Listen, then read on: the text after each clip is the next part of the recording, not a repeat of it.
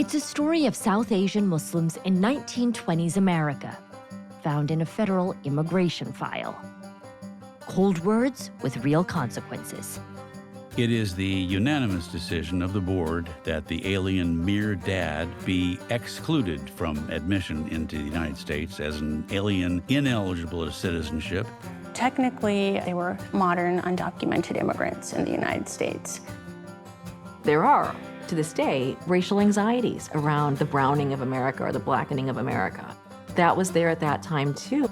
As laws kept people out, communities joined together. Your grandma was Mexican. Yes. Your grandpa was South Asian. And they forged a way forward in our country without having to try to aspire to whiteness. There was more than one way to become American. I'm one of 3 journalists following a trail. There was one of the founding fathers imagining Muslim Americans. Absolutely. Each of us examining a defining moment in American history. Strong words. Very powerful words. You wanted this mosque here Yes. in the U.S.? They were all so proud of it. Tracing a legacy that's coming back into view. There's never been an America without Muslims. This is not a foreign story. It's a part of the American story.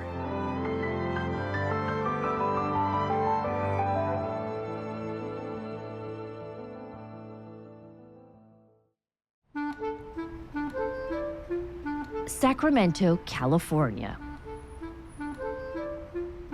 A city shaped by farming, migration, and mixing. It's home to Shamim Khan. Oh, that was your parents' This marriage. is, yes.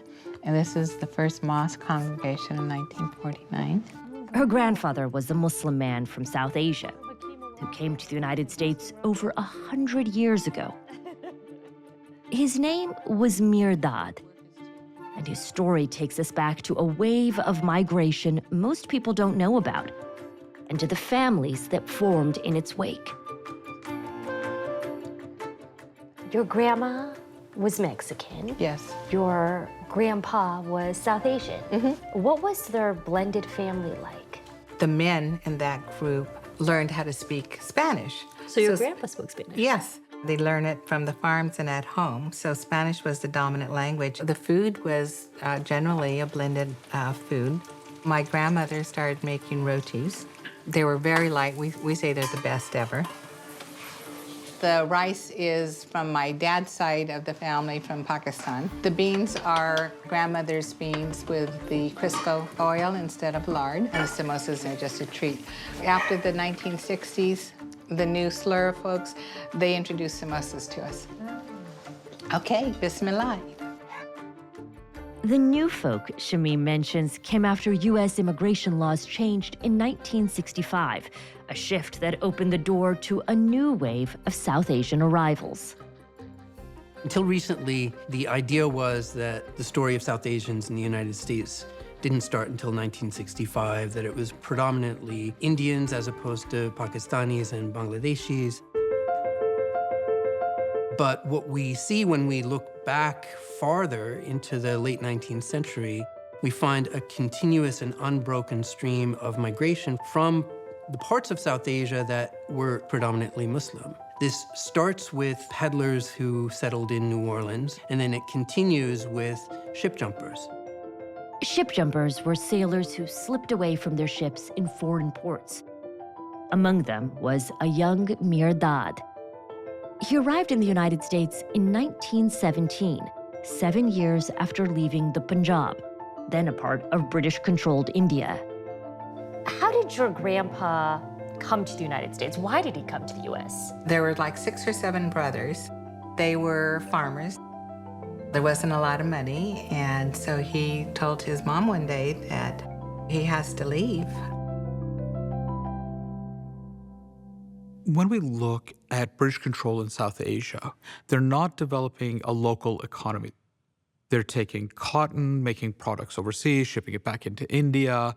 So there's a real pressure for South Asians when they get the opportunity to leave, to get out under this imperial control, they try to look for that opportunity.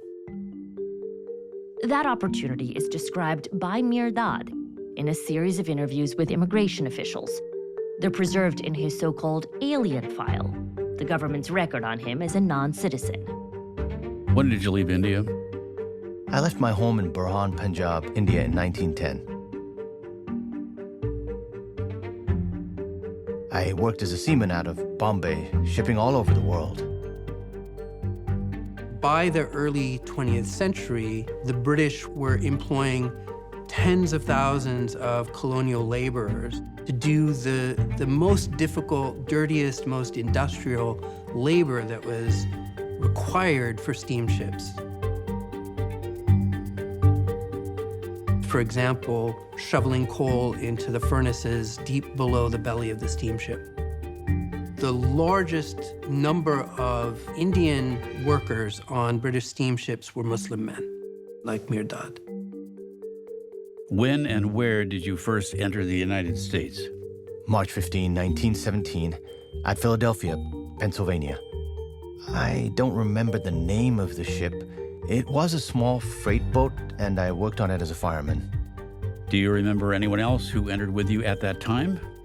There were about 60 East Indians on the boat, and 16 of us left the ship at Philadelphia. So where did he go once he first landed in Philadelphia? They were just walking down the street, and they needed workers for the ammunition factory because of the war. And so they said, do you want to work for us? And they took him immediately to the factory and never went back to the ship. And this was what year and where? 1917. At the time of your entry, were you inspected and duly admitted by a United States immigration officer? No, the captain gave us permission to visit town. From his A file, we know that they didn't enter through a port of entry, which was legally required at that time. And so technically, they were modern, undocumented immigrants in the United States. Help me understand how he eventually makes his way all the way west.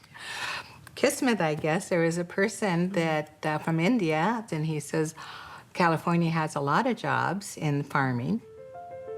I know some folks in Fresno, they're doing grapes and so on. And they made it all the way to Fresno. They hired a lot of Indian workers.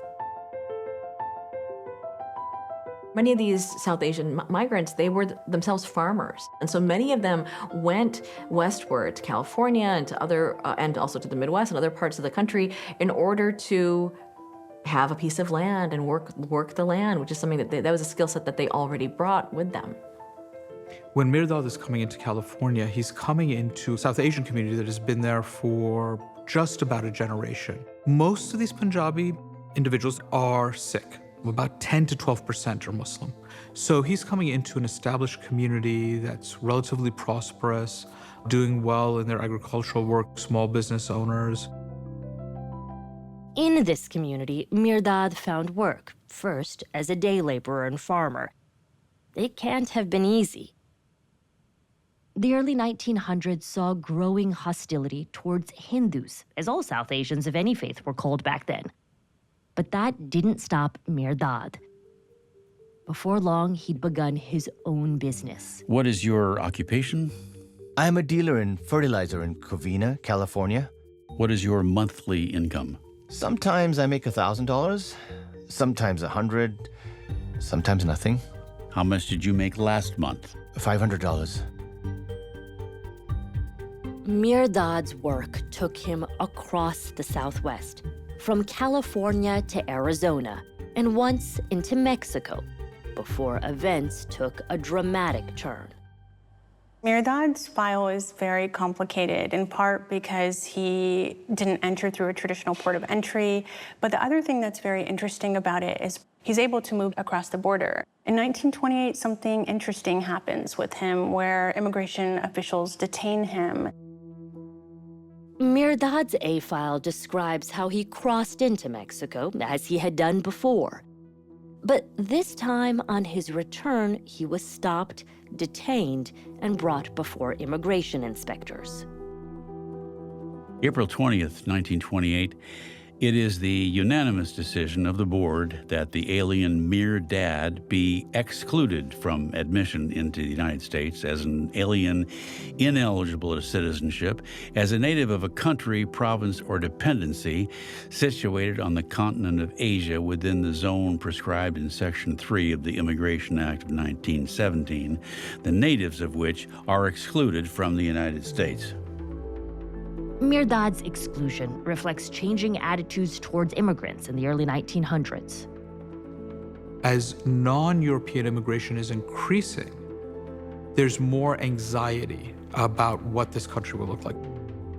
There are, to this day, racial anxieties around the browning of America or the blackening of America.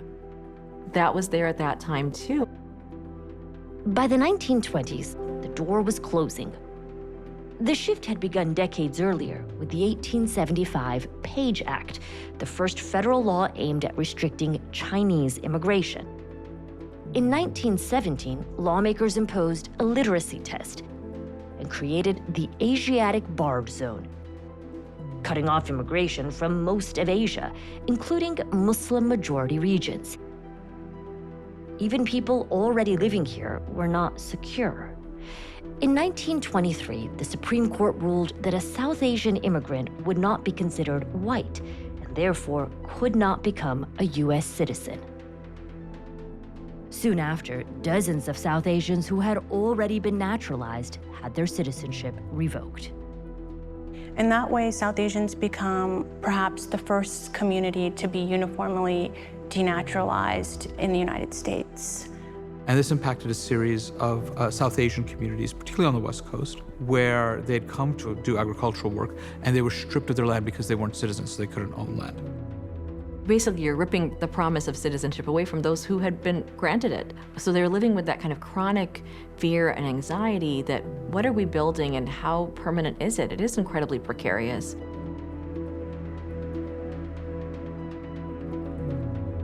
As immigration restrictions increased, more people began trying to enter the United States across the southern border.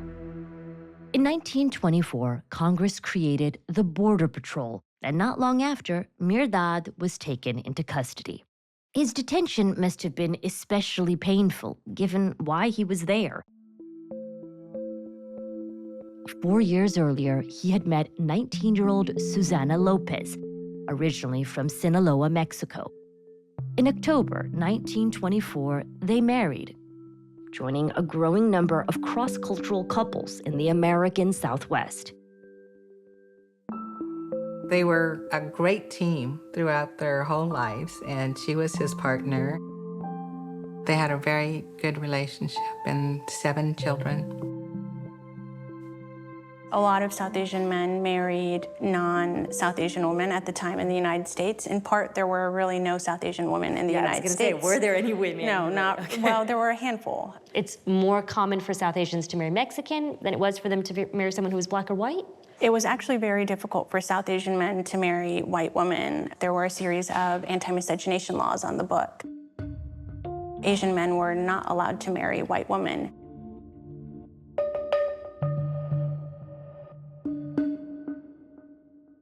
Technically, at the time, Mexican and Mexican-American women were considered white.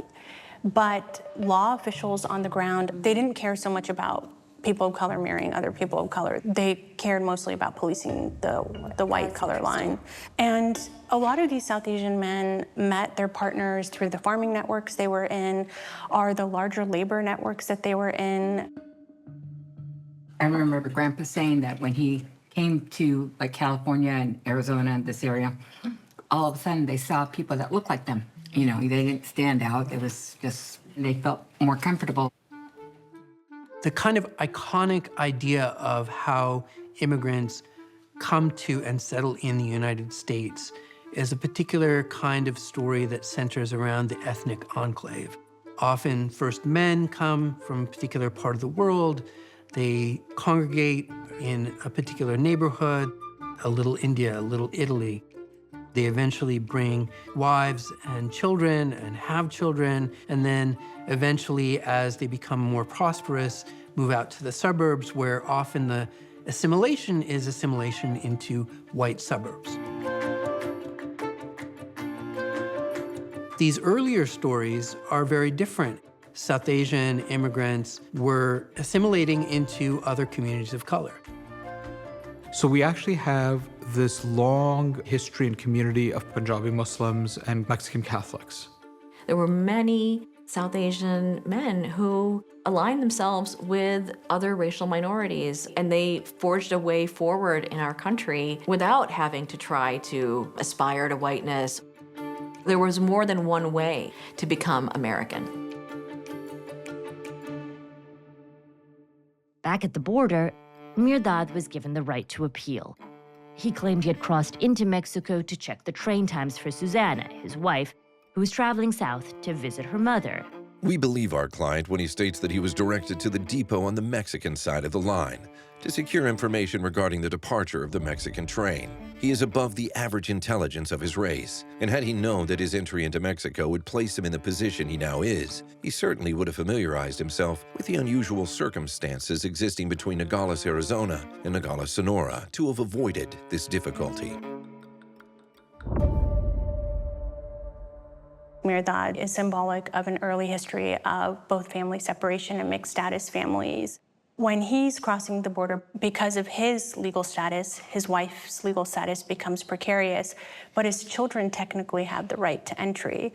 But as these families are moving back and forth, what happens when a father is detained, as in the case of Mirdad, what happens if he's deported? Will they go with him or will they stay? Mirdad's A-file reveals how his community rallied to support him, not just his fellow South Asians. We have known Mirdad for the past 2 years. He has been in our employ, and we have found him thoroughly reliable. If he is in any serious trouble, and there is any way in which we can assist you and him, we'll be very glad to do so. This man carried an account here from November 1922 to September 1925. From time to time, he passed through here, either on business or on visits to friends in the Imperial Valley. At such times, he usually stopped in and said hello. He impressed me as being quiet and mild in every way. I have always found the said Mirdad to be a man of very high character, and he has always had a good reputation in this community. Mirdad finally drew on the fact that he was still a British subject. He telegrammed British consular officers. One of them forwarded the details of his case to the congressman for Texas's 16th district. The congressman then intervened with immigration authorities on Mirdad's behalf. They finally let him go because of hardship, but when they came back, trucks had been abandoned and payments or whatever else, so he lost that business. When you look at it, it's like, oh, your heart just goes out. Like, how many times did he have to, start over and prove himself and didn't give up? But this is the house that's still in Arizona. It's used as an office now. But So I this is love this one because, 1959. because he's in front. So this is precious because we don't get a, full picture of him. And this is when he owned the farm. Yes. He owned the farm. Yeah. So he went from laborer to farm owner. I mean, that's quite the huge. American success story. Yes. So this is my grandfather with one of the winning cows. Just very comfortable holding this cow, and the cow is comfortable just having a hug from Grandpa. Looks like quite the farmer. Yeah. He used to take us to the cow auction. Yeah. When we were kids. It was a social thing going to the auction for him, too. Yeah. We knew all the She was auctioneers, and we knew all the cashiers. We got to meet them all. It was in this later phase of his life that Mirdad was able to pursue a dream he had been denied ever since he'd arrived in the United States 30 years earlier. After the Second World War, the government eased immigration and naturalization restrictions for South Asians, and Mirdad soon applied for citizenship. After 3 years, his application was approved. 4 decades after leaving what had become Pakistan, Mirdad was finally a U.S. citizen. For your grandpa, was Islam a big part of his life when he came? Just help me understand, what traditions he wanted to keep when he came here.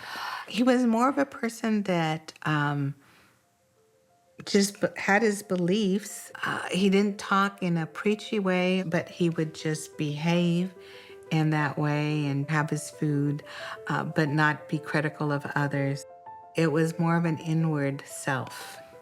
When he heard that there was a mosque that was being built, he was completely in favor and donated money to the initial building of the mosque. So this has got to be one of the oldest mosques in America. West Coast, we think it's the oldest.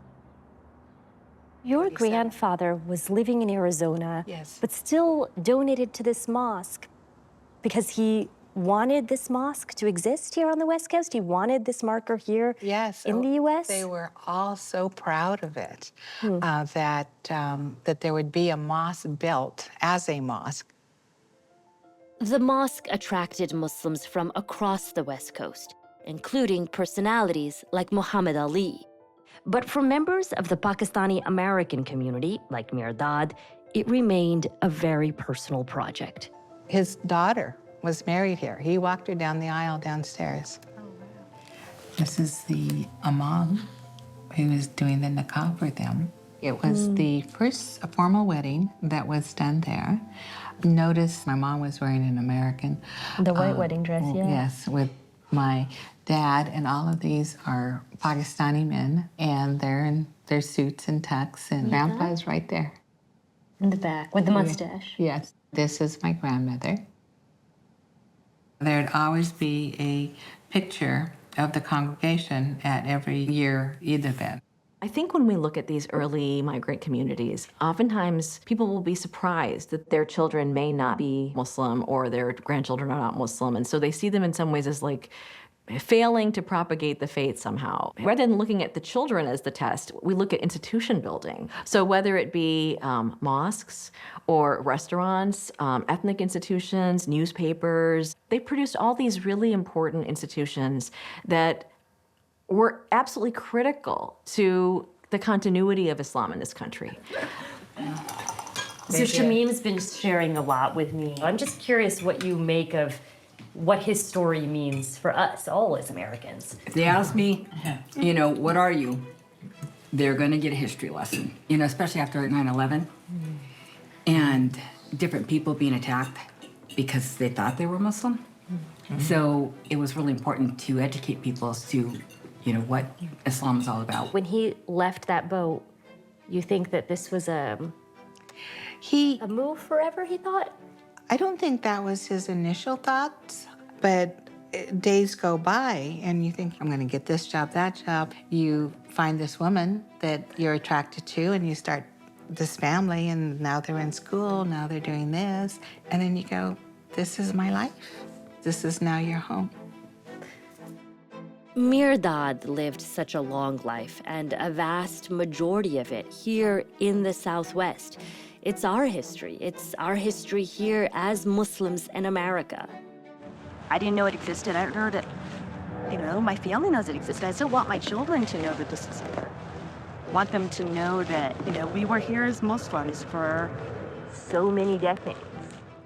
There's a generation of South Asians and Muslim Americans who have grown up in the shadow of 9/11, who've been told from a very young age, you're not from here, you're newcomers, you're outsiders, you don't belong. And I think for that generation in particular, knowing that South Asian Muslims and Muslims more broadly have been a part of the United States for generations, have been here just as long as many other European immigrant communities, and understanding that these earlier histories are histories in which stories of Muslims were connected with the stories of other communities of color. It's a significant aspect of the past that resonates with the present that gives a sense of a different kind of future.